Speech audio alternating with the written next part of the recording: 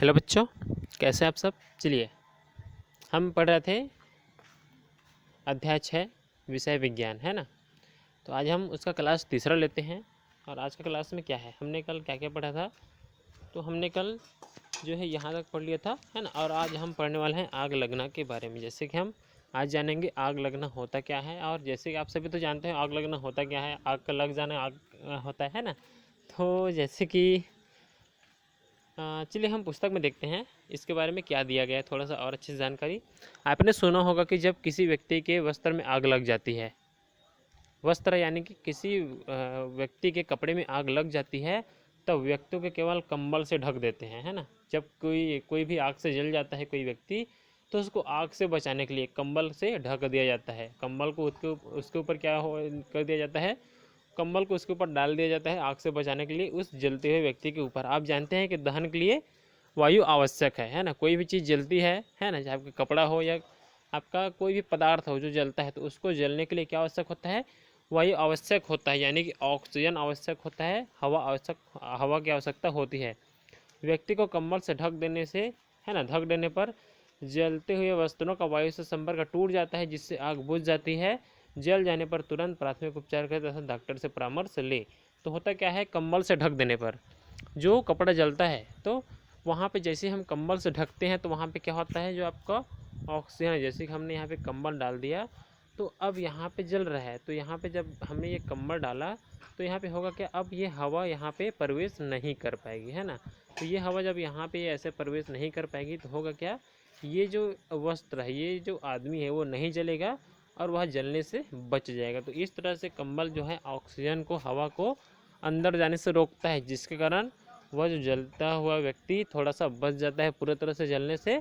और इसके बाद हम क्या कर सकते हैं, उसको डॉक्टर को दिखाकर उसका इलाज भी करा सकते हैं तुरंत। ऐसे दिखाने से जब भी कोई जल जाता है तो हमको तुरंत उपचार के लिए अस्पताल ले जाना चाहिए और डॉक्टर से परामर्श यानी कि सलाह हमको लेना चाहिए। चलिए आगे बढ़ते हैं। तो क्या आपने जंगल में लगने वाली आग के बारे में सुना है। प्रायः गर्मी के दिनों में कुछ स्थानों पर सूखी घास आग पकड़ लेती है। जब भी गर्मी का मौसम होता है, तो गर्मी का मौसम में होता क्या है, जंगलों में जो छोटे छोटे पेड़ पौधे होते हैं क्या हो जाते हैं, सूख जाते हैं। तो सूख जाने के कारण वहाँ पे आग लग जाता है। यह आग जब अन्य पेड़ों तक फैलती है तब पूरा जंगल भी आग की चपेट में आ जाता है। इस प्रकार की आग को बुझाना कठिन होता है ना। जब आग पूरे जंगल में लग जाता है तो पूरे बड़े बड़े पेड़ भी जल जाते हैं, जो जितने बड़े बड़े पेड़ पौधे होते हैं वे सब भी जल जाते हैं।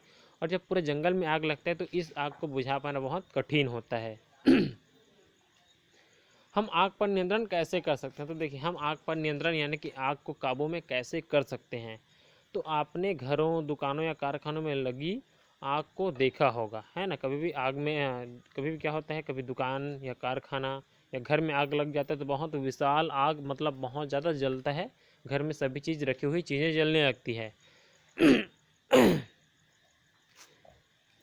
तो देखिए, देखा या सुना या टीवी समाचार पत्रों में भी पढ़ा होगा कि कहीं पे आग लग जाती है तो इतना रुपए का सामान जलकर खाक हो गया, राख हो गया, है ना।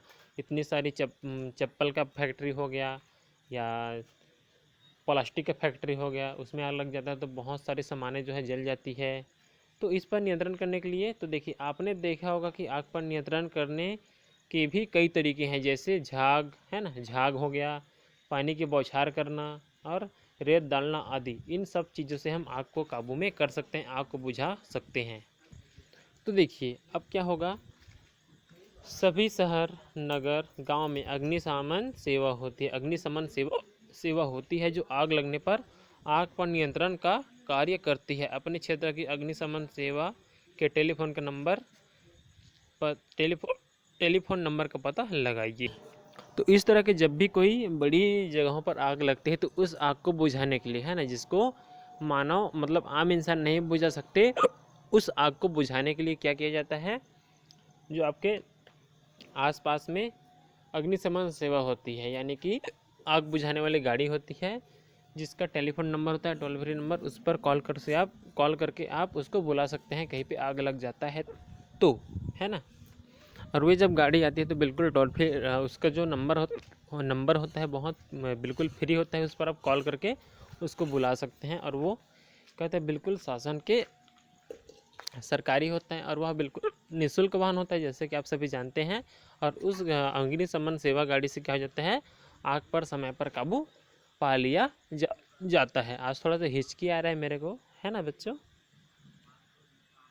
चलिए, अग्निशमन सेवक किस प्रकार काम करते हैं, तो आपके अग्निशमन सेवक हैं वो किस प्रकार काम करते हैं इसको भी हम देख लेते हैं।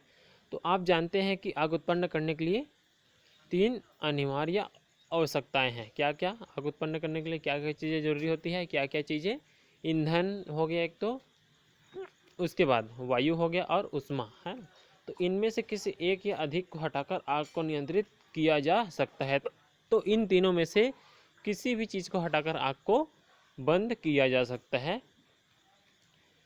तो अग्निशमन सेवक प्रायः वायु के प्रवाह को काटकर या ईंधन का ताप कम कर या दोनों करके आग बुझाते हैं, किंतु कुछ स्थितियों में ईंधन को हटाने या उसके ताप को नियंत्रित करना संभव नहीं होता।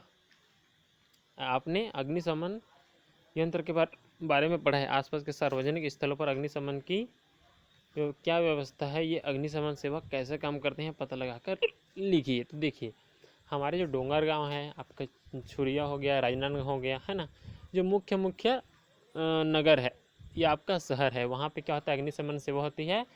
वहाँ से हम पता कर सकते हैं कि कैसे वो आग बुझाते हैं। तो होता क्या है, वे टैंकरों में पानी भरकर लाते हैं और उस पानी का जो है तेज़ी से छिड़काव करते हैं, है ना। तो उस तेज़ी से छिड़काव करते हैं, तो उस छिड़काव के कारण होता क्या है, आपका आग बुझ जाता है। और उसके साथ साथ कार्बन डाइऑक्साइड गैस का भी उपयोग करते हैं, क्योंकि कार्बन डाइऑक्साइड गैस क्या करता है, आग को बुझाने का काम करता है।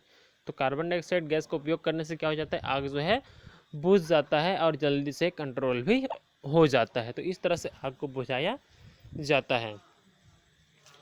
अब देखते हैं हमने सीखा, देखते हैं।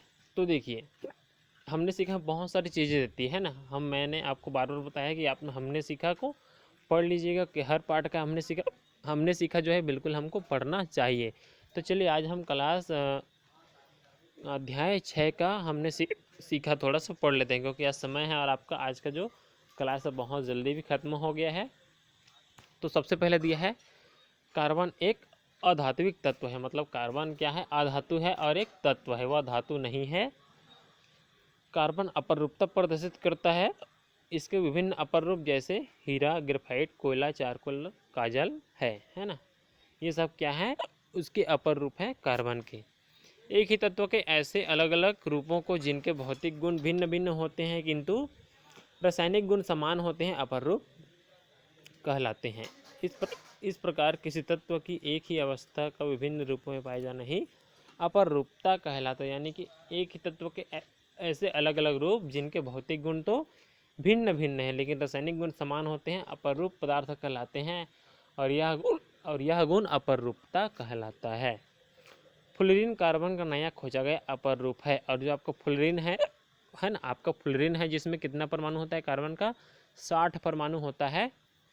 वह एक नया अपर रूप है, कार्बन का खोजा गया। वह भी कार्बन का ही अपर रूप है, लेकिन अभी बिल्कुल नया खोजा गया अपर रूप है फ्लोरीन। कार्बन मुक्त अवस्था में हीरा, ग्रेफाइट, कोयला आदि के रूप में तथा संयुक्त अवस्था में कैल्शियम कार्बोनेट, कार्बोहाइड्रेट, वसा, प्रोटीन, विटामिन आदि में पाया जाता है। कार्बन हाइड्रोजन से अलग अलग अनुपातों में संयुक्त होकर हाइड्रोकार्बन बनाता है। जो पदार्थ जलते हैं उन्हें दहनशील पदार्थ और जो नहीं जलते उन्हें अदहनशील पदार्थ कहते हैं। ये भी आपने पढ़ा है। और दहन ऑक्सीकरण क्रिया है, ये भी आपने पढ़ा है, जिसमें ऊष्मा और प्रकाश उत्पन्न होते हैं। अब ज्वाला वह क्षेत्र है जहाँ गैसीय पदार्थों का दहन होता है। ज्वाला एक ऐसा क्षेत्र है जहाँ क्या होता है, जब का गैसीय पदार्थ है उसका दहन होता है। मोमबत्ती की ज्वाला में विभिन्न रंग और ताप वाले 3 क्षेत्र होते हैं। पहला क्या है, भीतरी गहरा क्षेत्र, मध्य चमकीला एवं दीप्त क्षेत्र, और तीसरा है बाहरी हल्के नीले रंग का क्षेत्र होता है। सोडियम कार्बोनेट पर नींबू के रस की क्रिया द्वारा कार्बन डाइऑक्साइड प्राप्त की जाती है। इसको भी हमने पढ़ा है क्रियाकलाप में। यह गैस जलने में सहायक नहीं है लेकिन इसकी प्रकृति अम्लीय होती है। कार्बन डाइऑक्साइड की प्रकृति कैसी होती है, तो अम्लीय होती है। और वह कार्बन डाइऑक्साइड करता क्या है, आग को बुझाने का काम करता है।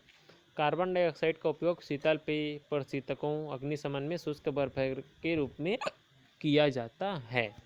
ये था आपका आज का अध्याय 6 का आखिरी क्लास। चलिए अब हम क्लास 7 पढ़ेंगे, ठीक है। अध्याय 7 पढ़ेंगे आगे।